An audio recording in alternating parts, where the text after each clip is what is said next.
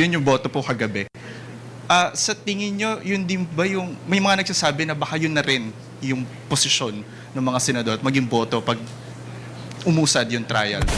It is very hard to preempt kung anong magiging decision ng mga senator judges until and unless we have concluded the presentation of our evidence. Yun. Yang mga mukhang yan ang kukumbinse kay kay Senator Marcoleta na magnanakaw si VP Sara. Yan ha.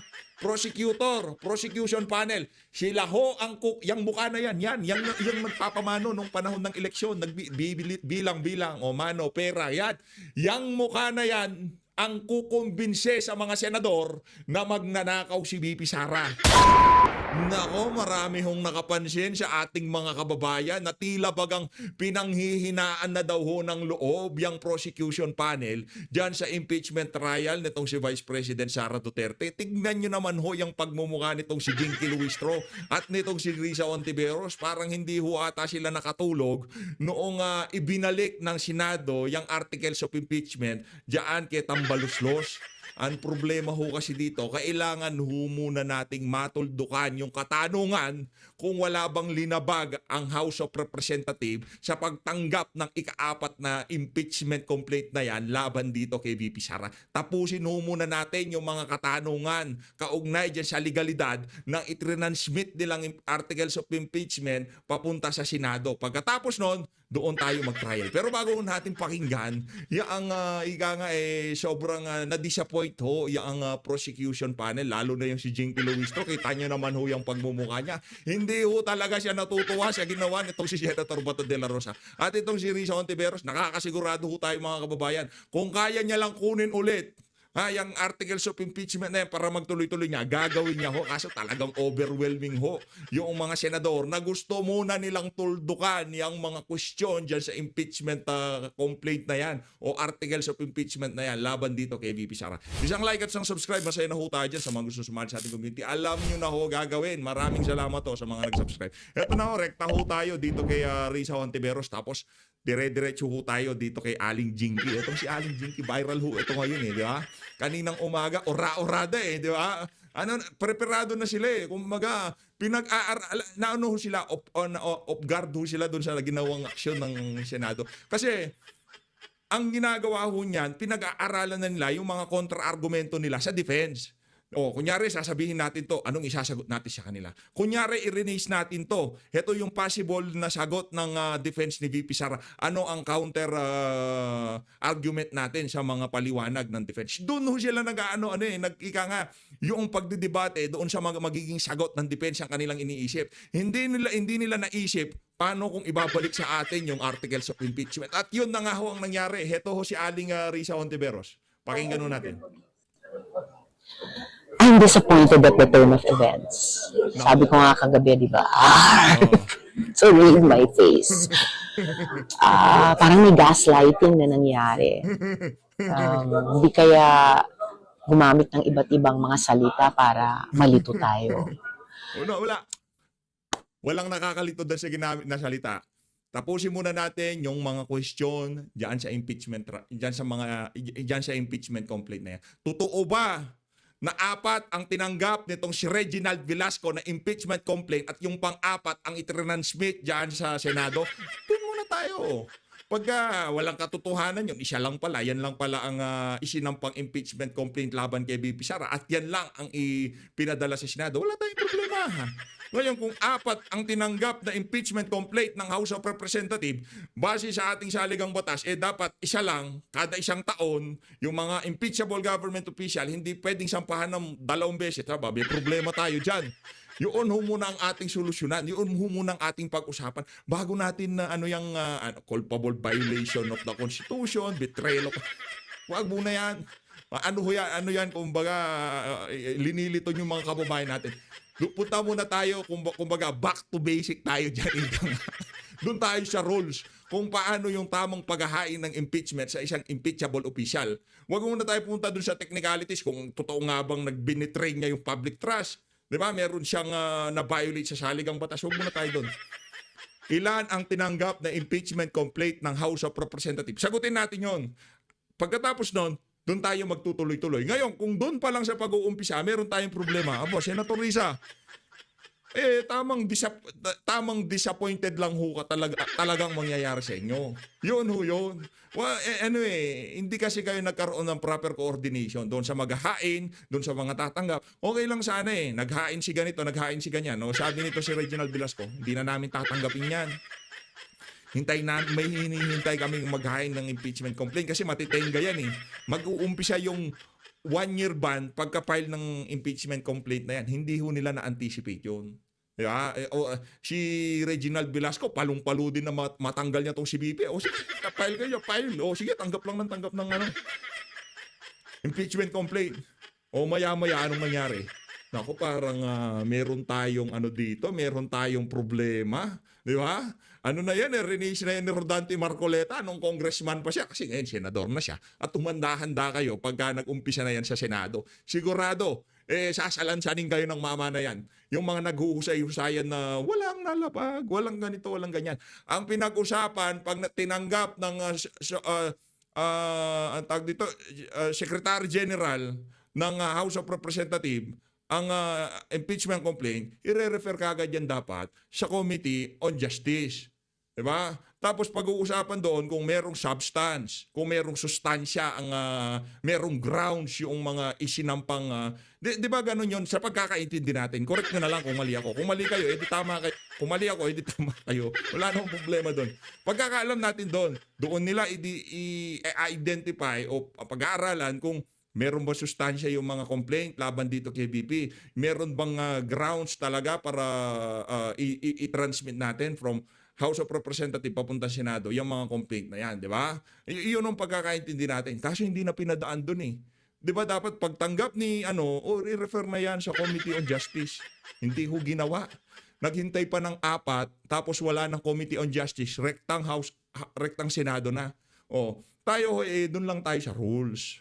Hindi ho para dito na guilty ba si BP, hindi guilty si BP. Kasi pagka inumpisahan natin yung isang bagay na mali, lahat ho nang gagawin natin pagkatapos ng mali na yon, wala na hong tama, mali na ho lahat yun. Nakuha niyo ho ba mga kababayan? Ano ba, meron kayong ina-assemble, bumili kayo ng kung ano man yan, Lego set. Kahit ano pa yan, ang laruan. Pagka inumpisahan nyo yung pag-assemble ng tama, hindi ho inumpisahan nyo yung pag-assemble nyo ng mali, hindi ho matatapos yung gagawin nyo na yan. Babalik at babalik kayo, babaklasin nyo lahat yan at uumpasahin nyo ulit doon sa back to basic. Doon sa pinaka-umpisa para malaman natin kung ano yung maling ginawa natin. Babaklasin nyo lahat. Nailan nyo yung sinabi, bumili kayo ng aparador sa Shopee. Gagawin nyo. Naku, parang mali ata to. Ngayon, ay tinignan nyo yung kasi ganyan ng mga Pilipino di ba? Mga bidabidahan. Alam ko yan, bira ng bira pagkatapos maya-maya pagka hindi nabubuo, kukunin nila yung manual. Pag binasa nila yung manual, ay mali pala, babaklasin na naman. Parang ganun lang ho yan mga kababayan. Pabalik diyan sa House of Representatives, titignan nila yung manual, yung rules, ay dapat isang beses lang pala. Pero pa naman 2026, mabilis lang yan. Hintayin nyo na lang, file lang ng file. Wala nang problema yan. But kung ano pa man, tuloy ang laban para sa hustisya. Meron din tayong mga hakbang na nagawa. Napasumpa yung Senate President bilang presiding officer. Nanumpa kami mga senador bilang senator judges. Nag-issue ng summons para kina VP Duterte at yung kabilang panig na aprubahan namin yung rules of impeachment. Pero ano talaga, yung sobrang from out of left field yung approved motion na sabi nila, hindi ibig sabihing dismissed, pero sa mga sumunod na manifestations ni na senators, judges, Marcos at De La Rosa, kanila ring understanding at lumalabas na intensyon na suspended at saka dismissed or wala na tayong jurisdiction. So, do you think plano nila from the very beginning to remand, to return to the House? Kasi may mga ganun even before. well, lumalabas na may ganung plano, whether how long ago it was or how recently it was. na nag-materialize dun sa proposed motion nila na babala na namin ni Senator Judge Pimentel. Madam President, ano na ho, matulog na ho kayo. Ika nga kahit na ano pang gawin nyo, kayo naman, ano ba naman yan? Bigyan nyo naman ho ng dignidad ng Senado. Diyan ho kayo kasali diyan sa Senado. Hindi ho kayo kasama sa House of Representatives. Para kayo ang sumagot doon sa mga question kaugnay dyan sa impeachment na yan. Bigyan nyo naman ho ng katiting na dignidad yaang chamber na kinabibilangan nyo. Di ba? Respetuhin nyo ho ang Senado. Diyan kayo kabilang. Ang gusto kasing mangyari nitong si Risa Hontiveros, kahit mabalahura na Senado, kahit apurahin na Senado, di ba? Kahit naipasa na lahat ng bola sa Senado, walang pakialam niya si Madam President. Gusto maging President niyan eh. Tawagin na natin siya Madam President para at least, di ba? O, Madam President. Kaso hanggang dito lang, kumbaga, papauna na namin dahil hindi mangyayari. Uusugin namin, ika nga. Ito, Jinky Luis Rowe tayo. Rekta ho tayo sa nangyaring press con na itong si Baculaw kaninang umaga dyan sa House of Representatives. Okay? Articles of impeachment, which, according to you, is being returned by the Senate, was received already by the Secretary General. I hope you understand that the members of the prosecution panel here has no participation whatsoever in the proceeding of the office of the Secretary General. Let's wait and see kung anong official information ng SecGen. But ano pong action po ng ating prosecution team? Tatanggapin po ba itong articles of impeachment, yung pag-remand? And what was your reaction to that while watching it last night? Well, in my opinion, as one of the member of the panel of prosecutors, to give way to the clarification which we want to seek from the impeachment court, I would defer receiving the articles of impeachment from the Senate, including whatever orders they will be transmitting to us.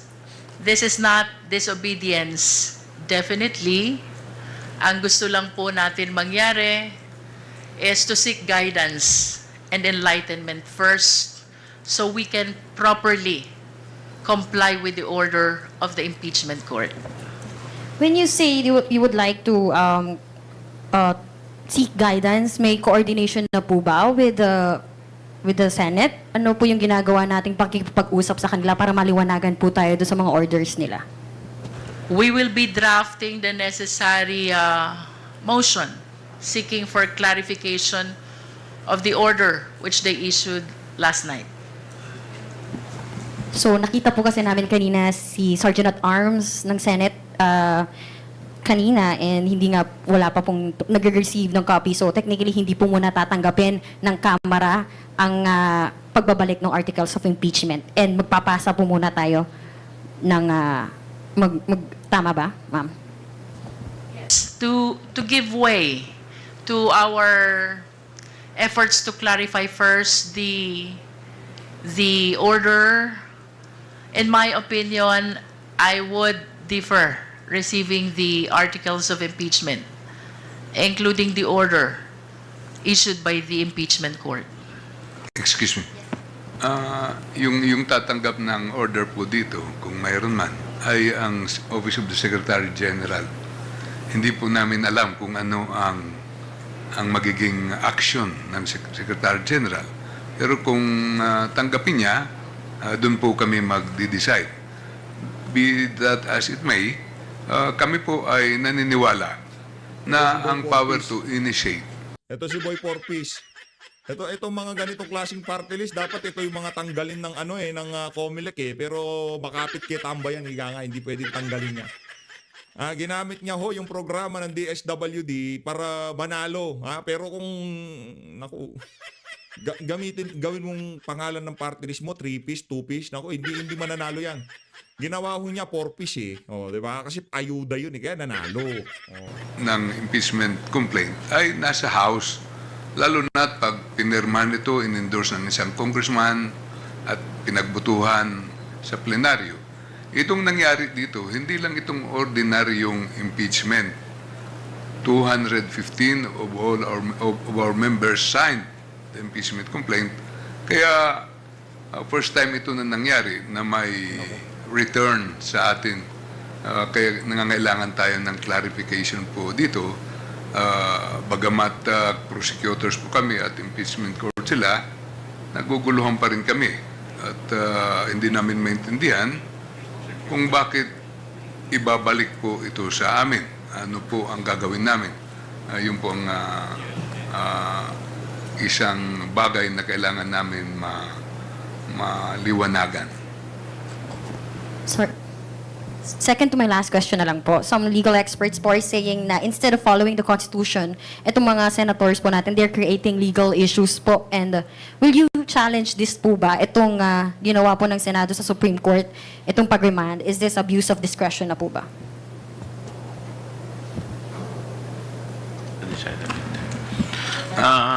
Ito pong sa ngayon, ang desisyon ng House Prosecution Panel is to submit clarification muna. So, with respect to other legal remedies, hindi pa namin to na pagdidesisyonan until such time ma-receive namin yung sagot sa clarification. Kong Chua, you also mentioned kanina nagtataka kayo dun sa ginawa nga desisyon ng Senado at sila pa yung nagmosyon o mismong mga hurado. And you quote, sinabi nyo po, sila na yung parang nag-aabogado mismo kay VP Sara Duterte. How optimistic are you po na there will still be a fair and impartial trial? Well, yun po ay personal opinion ko. Hindi ko po alam kung ano yung opinion ng aking mga kasama. And in fact, nung akin rin pong personal na opinion, ito pong ginawa na pagbalik sa amin ng articles of impeachment ay sa aking paniniwala ay unconstitutional. Dahil wala naman po ito, excuse me, wala naman po ito sa kanilang Yan, ano yan, mga ano yan eh. Maraming nag-ano sa atin, send ng picture eh. Ang ganda ng bakasyon ng mama na yan. kapangyarihan at ito po ay inaasahan natin na kung meron man mga motion na gagawin, ang gagawa po nito ay yung sa defense. Kaya yun po ay aking personal na opinion.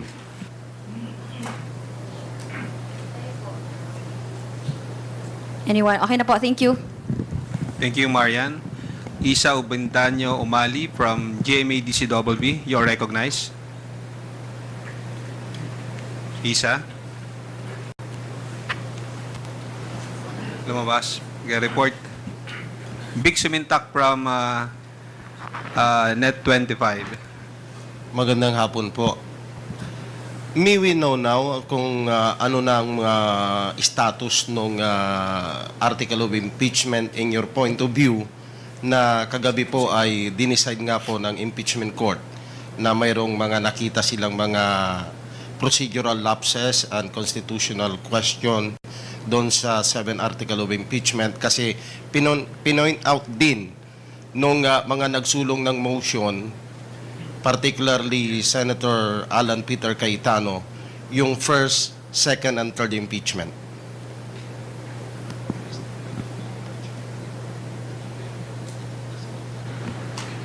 Sa tingin po namin, yung nangyari kagabi ay parang produkto ng compromise nila sa Senado. Paano silang matapos matapos yung usapin. Pero sa kabuuan ay tuloy ang impeachment, ang proceedings, ang trial. Kasi pinasagot na po yung ating Vice Presidente at binigyan siya ng 10 days to answer. Ibig sabihin, buhay na buhay dahil pag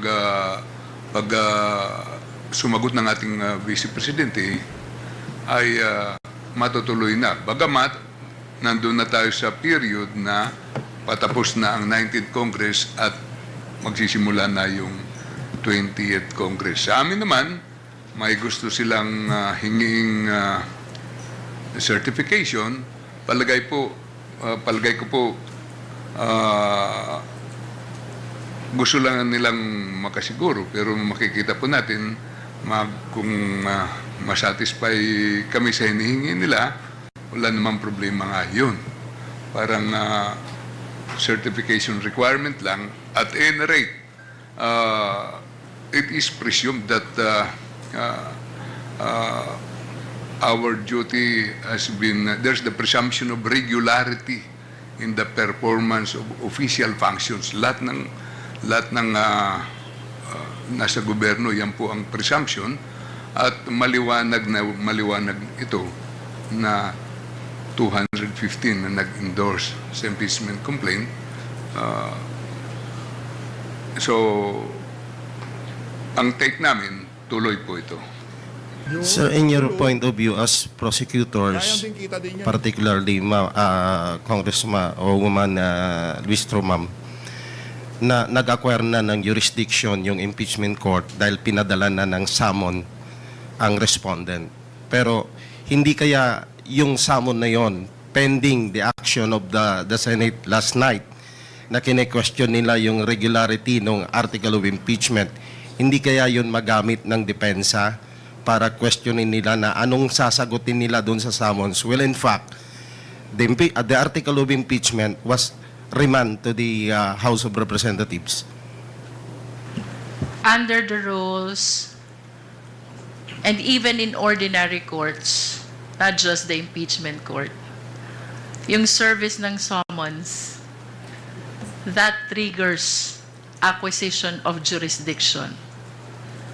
And that is why I said earlier, we welcome this development. Bagaman naguguluhan po kami dun sa order kagabi, we are happy and thankful to the impeachment court because finally, the summons has been served already to the Vice President. Nako. And as I have stated, this only shows Oh. tuloy na tuloy ang impeachment trial. Pero base ho sa pagmumukha nyo, Congressman Jinky, parang di ho kayo kumpiyansa sa mga lumalabas sa bunganga nyo na tuloy na tuloy. Paano pagka binalik nyo? Merong nagsabi sa Senado o nagkita kayo ng defense, sinabi niya, teka, sabi ng defense, pang-apat na yan eh. Anong nangyari doon sa tatlong impeachment complete na tinanggap nitong si Sec Gen? Ito si Secretary General Velasco, 'di ba? Anong nangyari doon? Papalitan na natin yung rules, unlimited ang pagtanggap ng impeachment complete ng Sec Gen. Oh. 'Yun na rules eh. Rules kayo ng rules. Doon muna tayo sa pinakaunang rules bago tayo magpunta doon sa pangalawang rules. Na-satisfy ba natin yung unang rules? Na isang impeachment complaint kada isang taon ang pwedeng tanggapin o pwedeng i-process ng House of Representatives.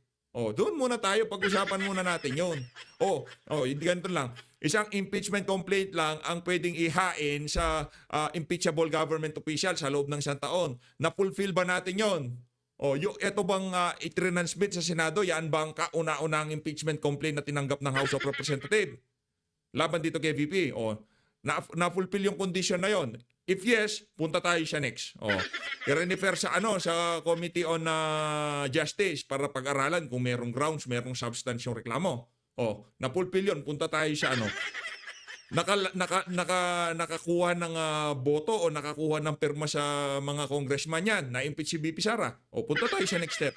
Tignan natin, isa-isahin natin yung ibinigay na alituntunin ng saligang batas sa pag-i-impeach ng isang impeachable government official. Hindi yung nakaapat kayo, last day, minadali nyo, isinend nyo sa Senado, na kung may problema tayo dyan.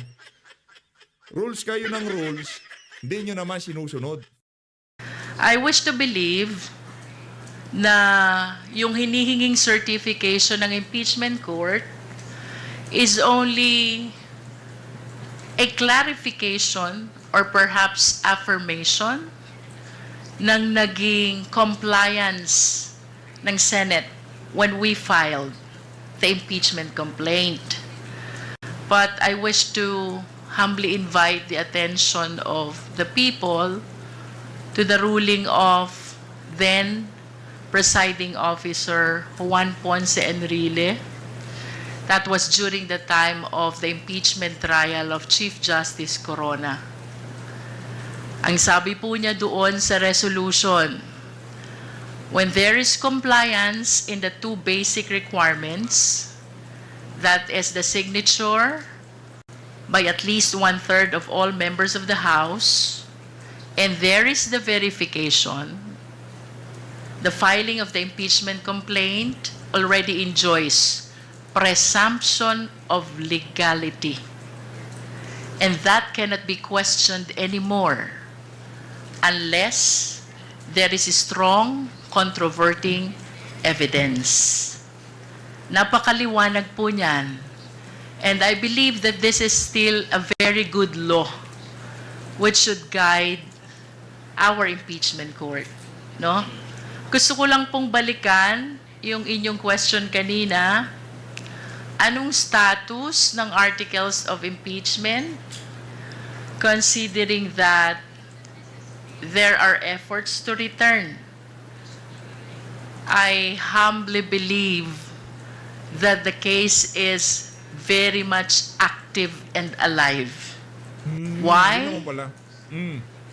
No less than the order of the Senate last night stated that the case is not dismissed, not terminated. Ibig sabihin, buhay na buhay ang kaso, pending sa impeachment court, reason also kung bakit kami man po ay nagtataka kung bakit ibabalik ang articles of impeachment dito sa House of Representatives. One last point from my end.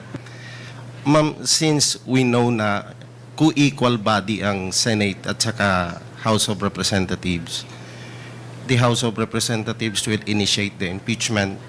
The Senate will be the trial court.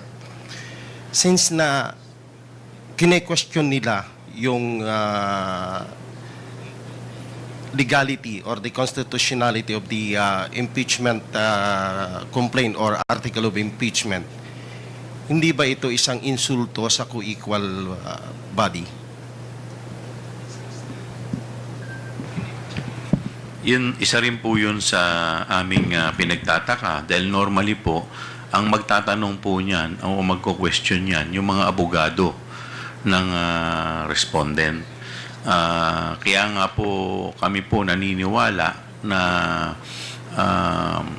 ito po ay hindi sakop sa trabaho ng impeachment court dahil yung pagko-question po ng mga legality ay dapat po ay sinasagot o tinutugon po ng korte at hindi po.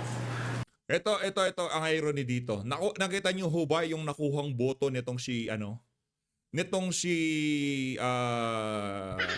Joel Chua? Mahigit 100,000. Ngayon kini-question niya ho yung mga senador na kung saan ang mandatong ibinigay sila sa kanila ng sambayan ng Pilipino talagang nationwide kung tawagin. Milyon-milyon ho ang mga boto niyan. Respetuhin niyo ho yung naging botohan ng Senado. Kasi kung palsipikado ang motion na yan, hindi naman boboto yung mga senador na walang interes, hindi kagaya ni Risa at nitong si Coco. Yun ho yun. Yan ang problema sa mga congressman dyan sa House of Representatives. Nakakuha lang ng tag-100,000 boto kung mas akala mo kung sino.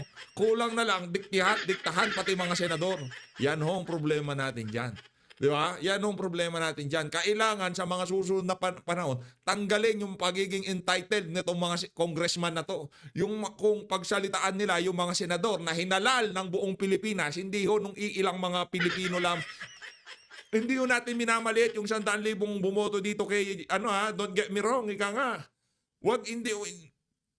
Hindi ko minamaliit. Ang sinasabi ho natin dito, tingnan nyo ho mga kababayan kung gaano kataas ang tingin nitong mga congressman na to sa kanilang sarili.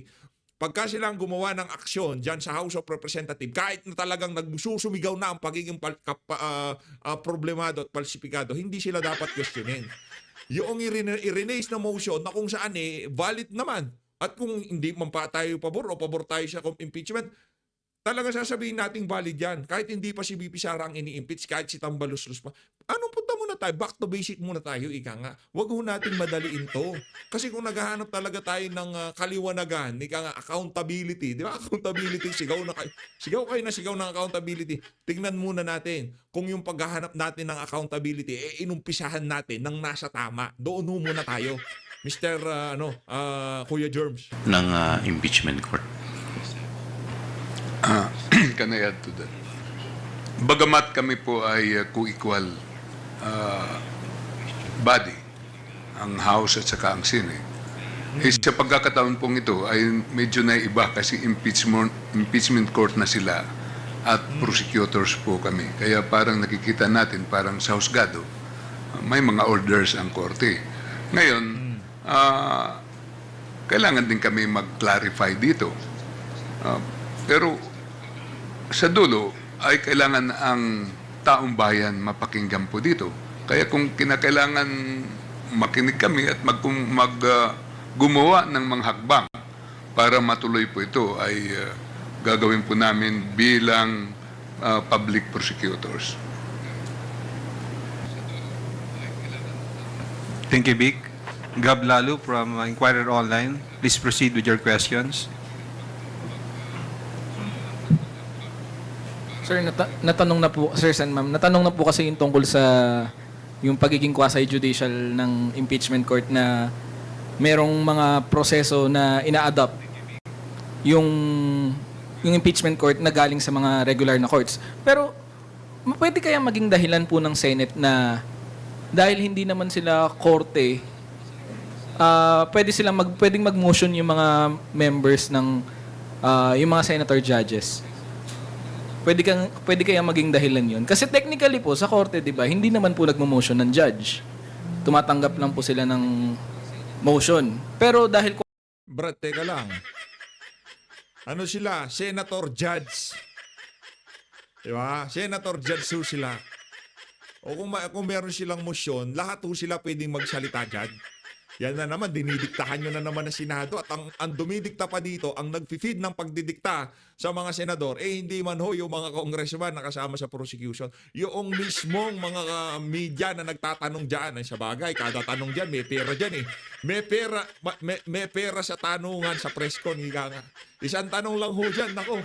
Pagka ikaw nasa medyo respetado at maingay na pahayagan o istasyon, pagka binigyan ka ng tanong, pagka ikaw linatag mo ng maayos yan, talaga napag-usapan sa media, balita ko may bonus ka pa dyan. Quasi-judicial po, pwede po kayang mangyari yun? Nako, may nautak nito mga... Or I mean, pwede Sorry.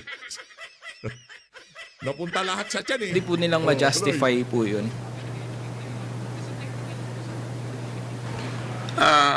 Medyo naiintindihan ko po yung pinanggalingan ng pagtatanong ninyo kasi nung nag-oath pa lang sila kailangan silang maging impartial, di ba?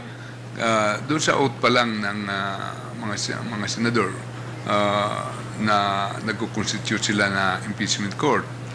Pero nakikita naman po natin na pwede nilang gawin kasi ginawa nga na kagabi. Pero whatever it is, kami pa rin ay may respeto sa kanilang proseso at nagagalak din po kami na ipagpapatuloy po ito. Kaya nga binigyan na ng summons ang ating Vice President. Second question po, nung meron po kasing previous briefing na sinabi ni Representative Zamora na hindi ipo-pull out ng House yung articles of impeachment from the Senate. Dahil walang mechanism sa 1987 Constitution to do that. Is this sentiment shared by everyone? Or would it be the basis of the clarification? As far as the prosecution panel is concerned, no? Maliwanag naman po sa Constitution. The House of Representatives has the exclusive power to initiate all impeachment cases. Tapos na po ang trabaho ng House of Representatives in as far as initiating complaint is concerned. Hindi po tama na ito'y aming amyendahan at lalong hindi tama na ito'y aming withdraw. As a matter of fact, the ball now is in the hands of the Senate. whose mandate by the Constitution is to try and to decide. And by deciding, dalawang bagay lang po yun. It's either they acquit or they convict. Last question po from my end. Naintindihan po namin yung courtesy na ine-extend ng prosecution panel sa impeachment court, just like in any other legal proceeding. Pero siguro to break the ice, gaano pa po kahaba yung pasensya nyo? Ang dami na po kasing nangyari na parang delay, ganyan. Dapat po nung February ang... Anong pasensya? Anong pasensya, Brad? Siguro ng bayad nitong reporter. Anong pasensya? Dapat concern kami sa feelings ng mga walang yan. So dapat, Senado, dapat bilisan nila dahil nauubusan na ng pasensya yung mga congressman na yan. Ang kapal naman ng mukha nito nagtatanong na to. Anong istasyon ka pa, Brad? Pero nung inupuan nila dyan sa House of Representatives, walang pasensya na nauubos. So feelings lang ng mga congressman na importante dito sa usapin na to. Napakawalang yamo, Brad. Tingin nyo, dapat doon na nag-start. Pero gaano pa po kahaba yung pasensya? Kaya pa po pa? Tanungin natin yung prosecutor na may pinakamahabang pasensya dito. Sino ba sa atin may pinakamahabang pasensya? Bel, would you like to answer?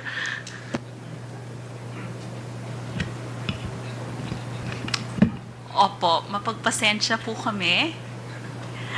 At kami naman po, ginagawa lang naman po namin ang trabaho namin under the Constitution.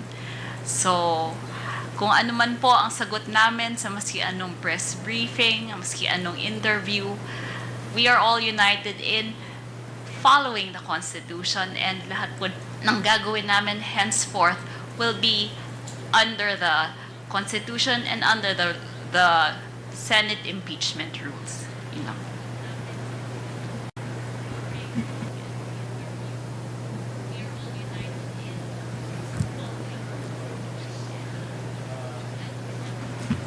If I may give my own personal opinion about the matter. Mga bossing, pag-usapan Kasi iba po yung personalidad ng House. Kami, as members of the House, kami as members of the prosecution group. Kaiba po yun. As members of the House, co-equal kami.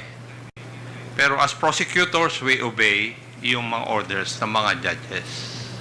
Di po ba? So, kami sumusunod sa mga utos ng impeachment court because we are the prosecutors. Pero kung the way I look at it, yung pong communication is addressed to the House. So, yung House leadership ang magkukuha nito. Magde-decide. Hindi po kami ng mga prosecutors. Yeah. Yun lang po ang take ko rito. Ayos. Yan, mga ganyan dapat. Wala na yung tipong nauubusan ng pasensya, nagaganito, nagaganyan eh. Mga prosecutor yan. Sila yung magiging prosecutor dyan sa impeachment na yan. Ano lang, Brad, kalma lang ha. Alam ko na mantikaan ka eh. Itong si Sir Marlon ha. Pagka alam mo yung tono ng mga medyang namantikaan eh. Yung tipong yung mga tanong kulang na lang maging chief of staff ng mga congressman nakaharap nila, di ba? Yung tanong mapaghahalata nyo ho talaga. Marami po salamat. Can I add to that? Ang tanong hanggang saan yung pasensya po namin? Kami po ay gusto po rin namin magbakasyon eh. Kasi sinidji na kami ngayong gabi. Pero nautusan po kami ng plenaryo na mag-prosecute. Kaya nag-aaral po kami at naghahanda. At nakahanda po kami. Ito po ay utos ng taong bayan sa atin. Teka lang, Brad, hindi namin kayo inutusan. Utos yan ni Tambaluslos. Pati kami, dinadamay nyo eh. Base sa pinaka-latest na survey, majority sa sambayan ng Pilipino, ayaw yung impeachment na yan. Ikaw tayo, iutot mo lang yan. Naknanto ka. Utos ng taong bayan, tigilan yan. Baycam, PhilHealth, korupsyon, yun ang utos ng taong bayan. Hindi yan ang utos ng taong Brad. Tumaba ka na lang dyan sa upuan mo. Ayusin nyo. Hindi yan ang utos namin sa inyo. Ang utos namin, bigyan nyo kami ng murang pagkain, magandang transportasyon, ligtas na mga kalsada, magagandang mga tren. Yun ang utos namin sa inyo. Hindi yung impeachment na yan. Anong utos-utos? Utos sa inyo yan, itambaluslos. Pati kami dinadamay nyo sa mga kabalbalan nyo na yan. Huwag nyo nga kami idamay. Ikaw ha. Pero sabi nga nila, it takes to tango, di ba? Pag Takes nag-prosecute to kami, wala namang korte, anong magagawa po namin? Kaya nandito tayo sa sitwasyong ito. Ito excited ako eh. Pagtatatanungin na nito Senator Rodante Marcoleta itong mga unggoy na to eh. Excited talaga ako. Tatanungin niya yan si Akop. Naku. Hindi makakapalag kay Sen Dante yan. Senador, yung kinukuhan-kuhanan nyo ng hopya, naku, yan si Joel Chua, ayaw nyong pagawan ng motion, ayaw nyong mag-manifest, ayaw nyong magsalita sa mga komite, dyan sa House noong mga naunang panahon. Ngayon, magsasalita si Rodante Marcoleta bilang Senator Judge, dyan sa trial na yan. Ayaw manda, ihandaan nyo na yung mga puwit nyo. Yari kayo kay Sen Dante ngayon. Na thankful naman kami na may patutunguhan din ito paglampas ng 19th Congress patungo sa 28th Congress. Siguro ganun ang konsolasyon po natin. Pero sa ganang sa House na party, nandito po kami at gagampanan po namin sana ang aming tungkulin ngayong 19th Congress at kung kami po'y bibigyan ulit ng ganong duties and responsibilities, lalo na't lahat naman nanalo yung nandito at mag-iba pala except isang prosecutor namin, gagawin pa rin po namin yung aming katungkulan, yung aming tungkulin. Maraming salamat po. Yeah, walang problema. Tuloy-tuloy nyo lang yung mga kabalbalan nyo yan. Thank you, Lahat Gab. naman may hangganan. Let us hear the next questions from Jonathan Andal of GMA 7. Yan. Ako, si Jonathan.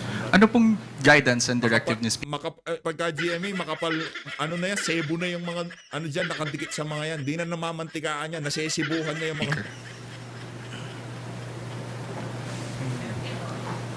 sa inyo po tungkol dito sa pag-remand ng articles of impeachment? Meron po ba, if ever?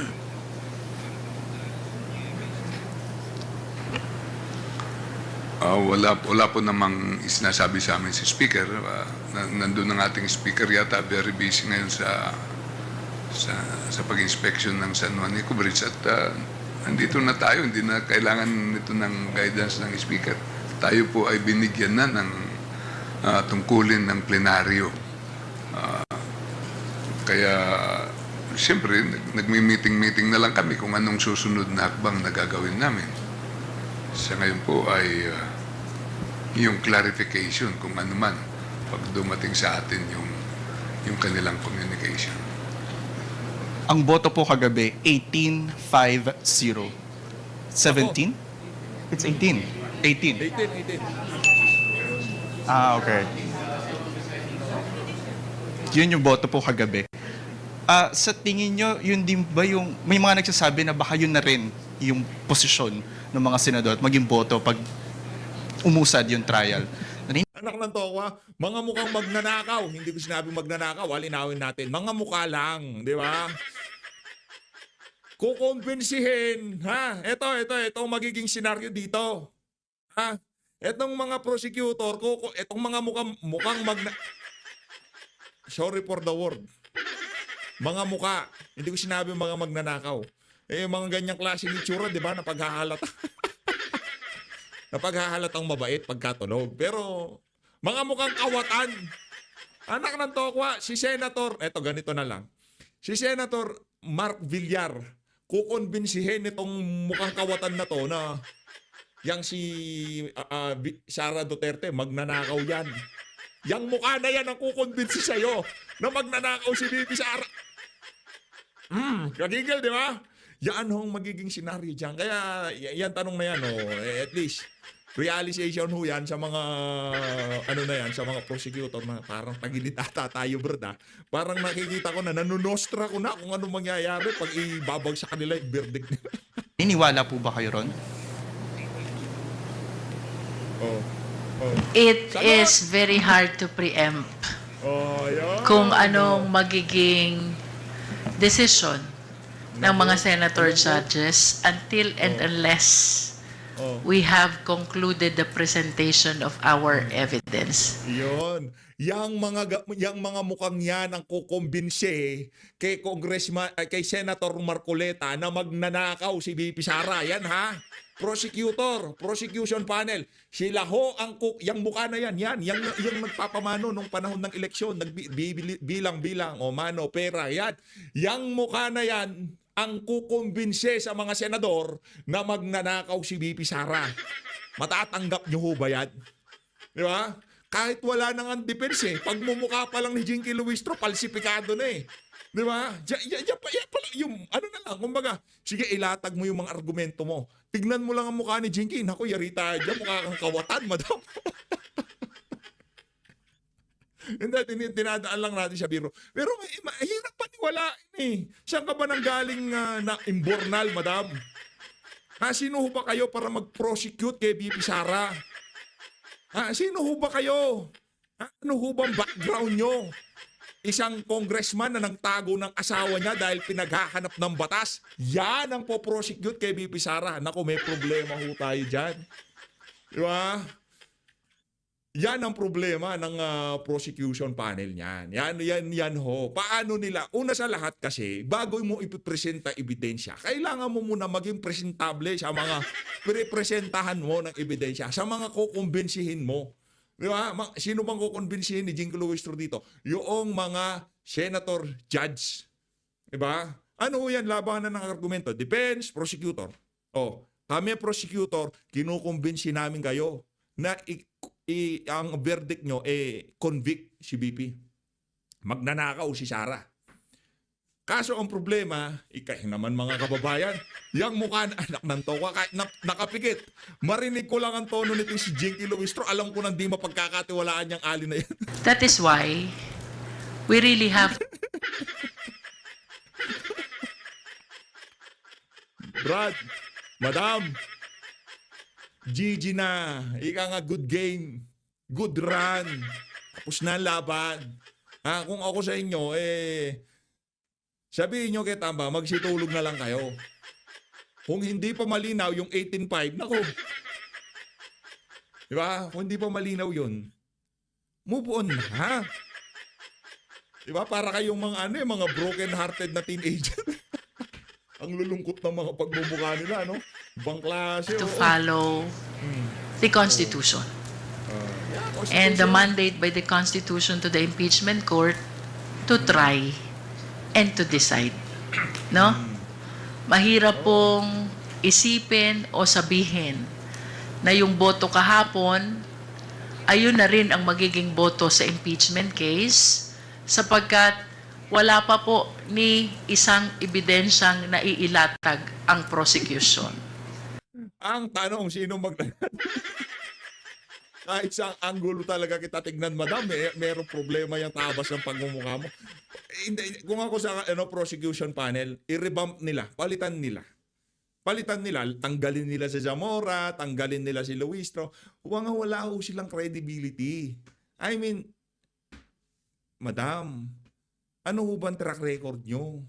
Kung yung tipong mga mga former yung mga talagang yung mapagkakatiwalaan ng pagkatao. 'Di ba? Yung pagka nakita mo yung mama na congressman na yan, may respeto ka diyan.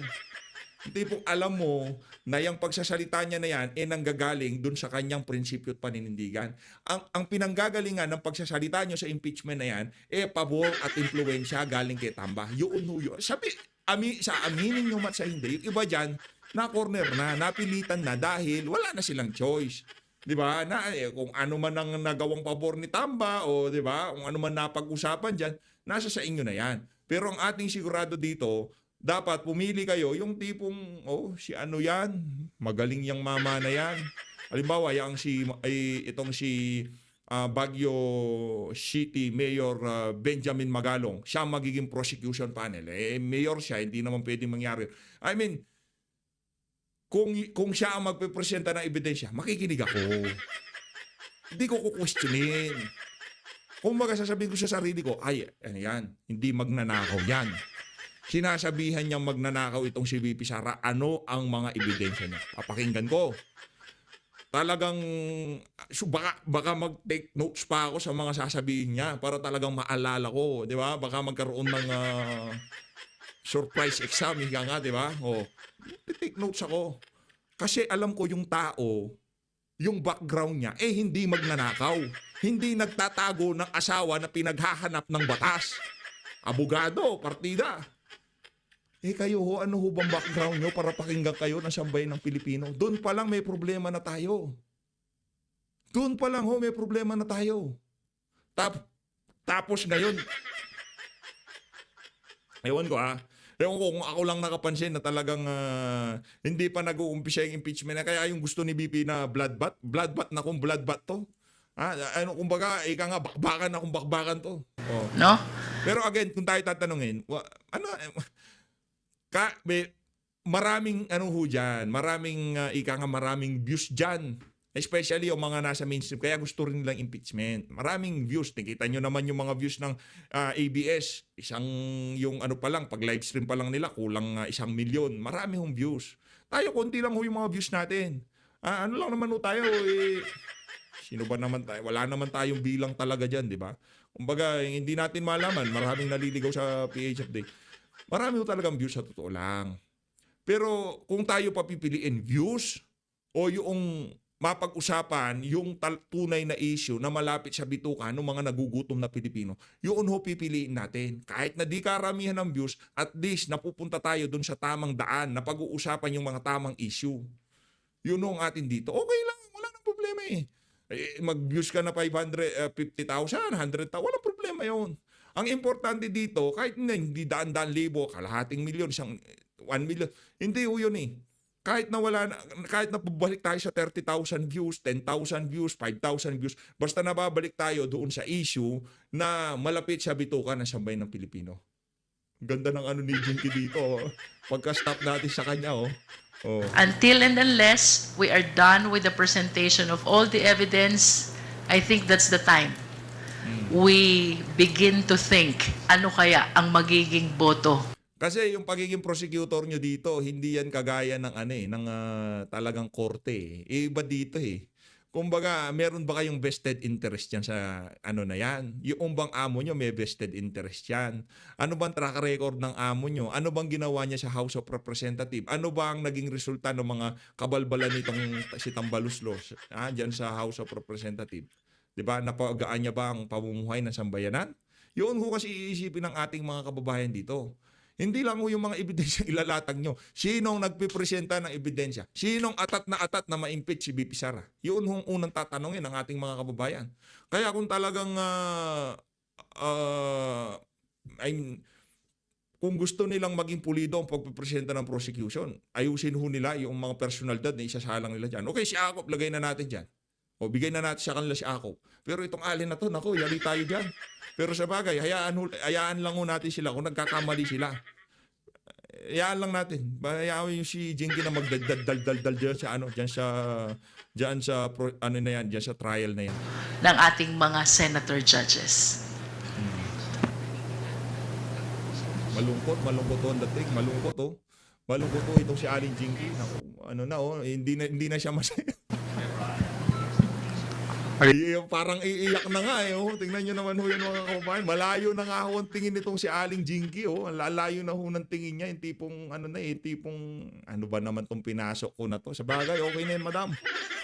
Pabor, impluwensya at kung ano-ano pang perks na kasama yung pagiging prosecutor niya na approve. Ika nga, di ba? Anong obligasyon. Huwag nyo kami lokohin. Di ba? Huwag nyo kami lokohin.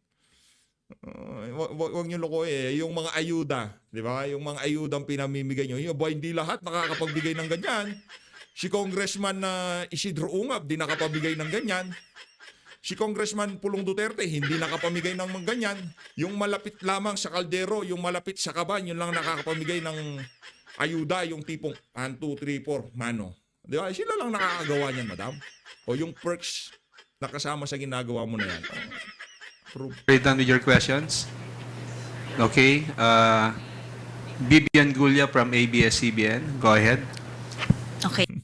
Kawawa naman tong si Alin Jingy. Dahil ito lang naawa ko. Ang dami nang pumapasok sa utak niyan. Ang dami ng plano ng Alin na yan. Di ba?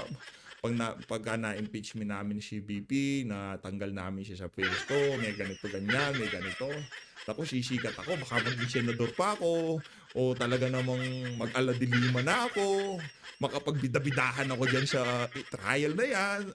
Lagi, maya ako tinatanong, ako magsasalita. Ano na yung mindset niya, di ba? Makikilala ang apelyidong Luistro sa buong Pilipinas. 2028, kasama ako sa lineup ng administrasyon.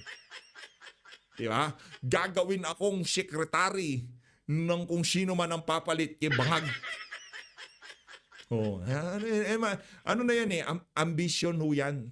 Lahat ng kaganapan ngayon dyan sa House, Senado, lahat ng pabor, anti sa impeachment, merong driving force behind ng mga desisyon, mga ginagawa nila dyan. O yung nasa umaayaw dyan, merong driving force. Ano yung driving force nitong si Senator Bato? Mabalik tayo dun sa tamang issue. Mabalik tayo dun sa tamang track na kung saan yun ang dapat pinag-uusapan.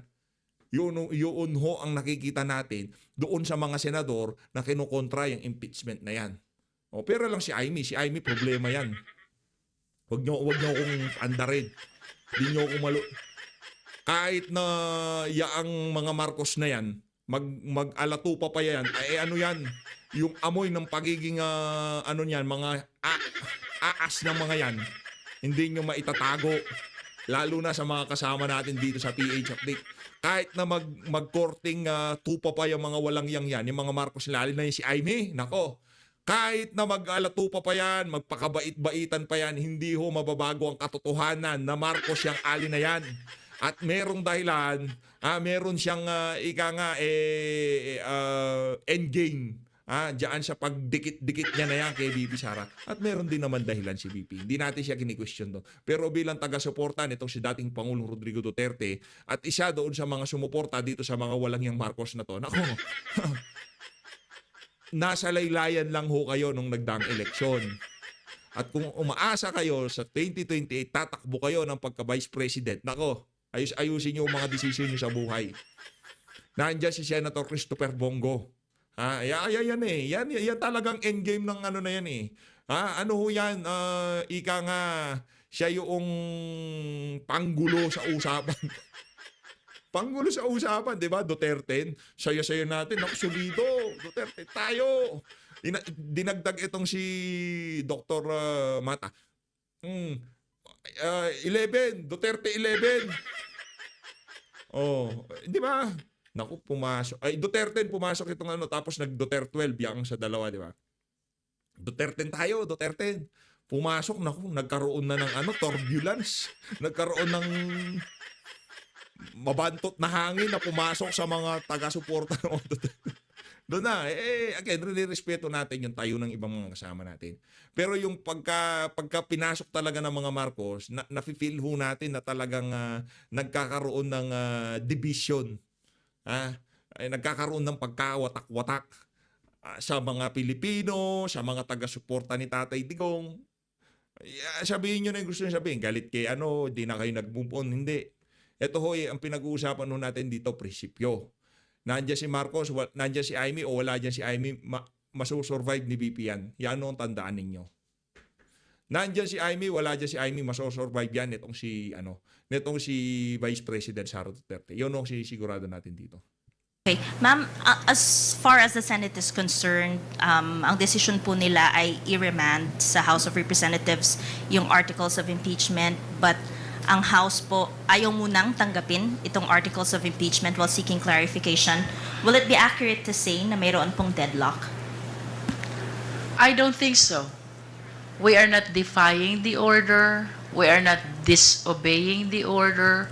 What I said earlier we are deferring the receipt until we are clarified on the actions taken by the Senate last night.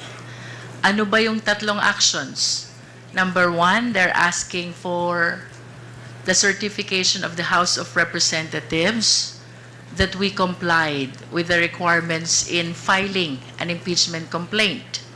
Itong requirements po na ito ay ang pagpirma ng at least 1/3 of all the members of the House and the verification, of course, at non-violation of the one-year bar rule. We are certain, and it is in the face of the impeachment complaint, that we are fully and strictly compliant with the requirements of the Constitution. Kanina, nabanggit ko na rin po. Alam nyo yan. Alam nyo yan. Meron kayong problema dyan sa one-year bar na yan. Meron kayong problema. Brad, Padam, meron problema. Kung hindi mo pa nakikita ang problema, papalitan mo na yung salamin mo, yung grado na salamin, yung salamin mo o may problema. Hindi yung rules, yung salamin mo kasi hindi mo makita eh. O baka nagbubulag-bulagan ka lang.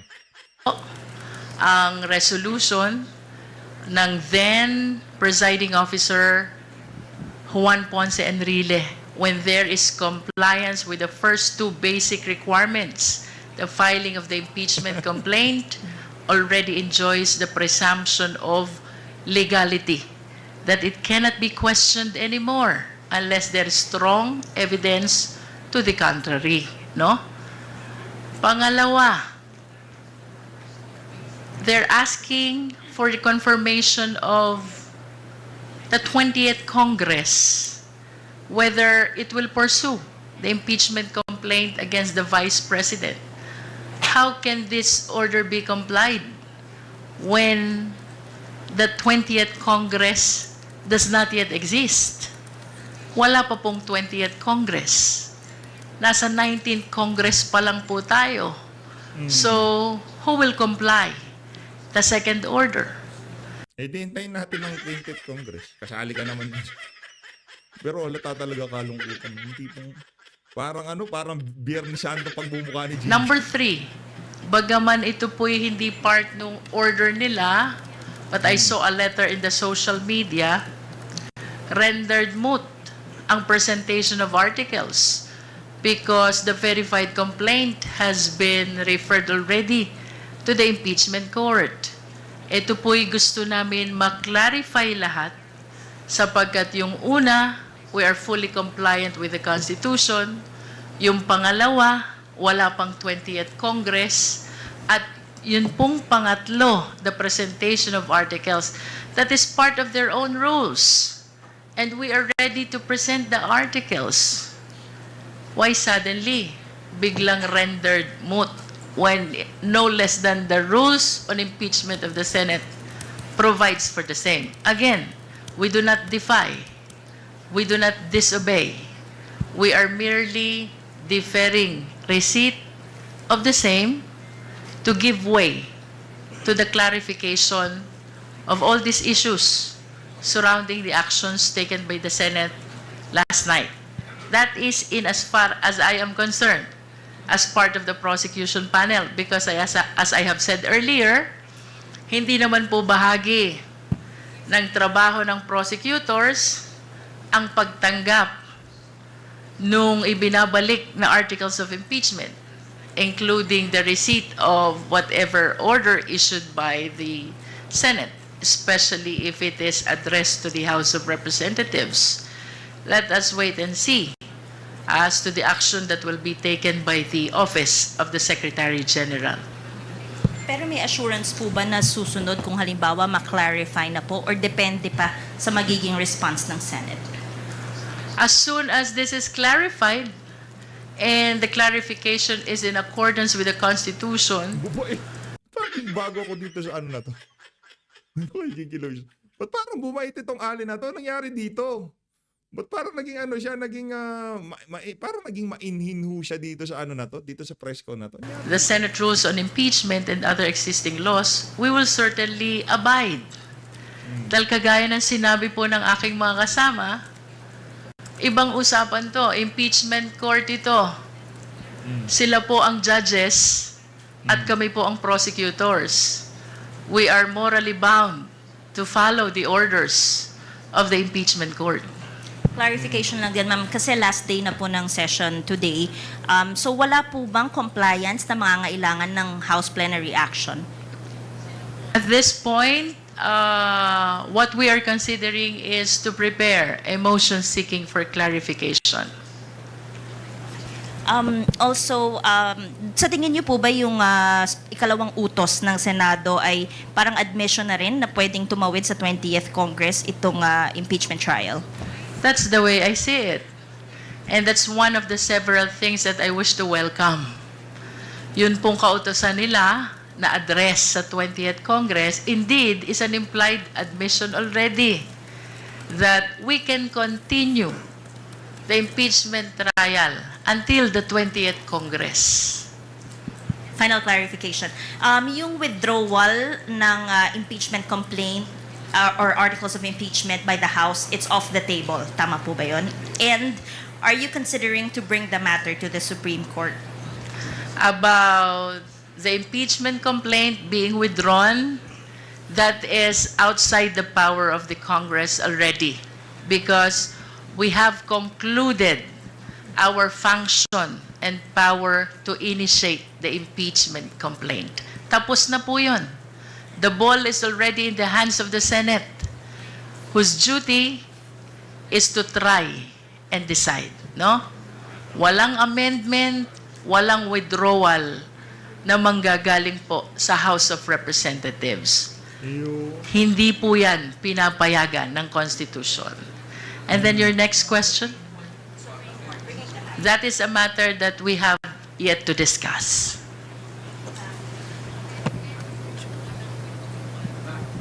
Ma'am, clarification lang, Congressman. Before you Congressman proceed with Jerby. your question, because we would like to acknowledge the presence of House Quadcom Lead Chair, Congressman Robert Ace Barbers of Surigao del Norte. Is your question, Vic, related to the question of BBN? Okay. Yes. Okay, proceed. Ma'am Jerbel, clarification lang. Kasi ang sabi ninyo, Sa totoo lang, naaawa na ako dito sa mga mga prosecutor na to eh.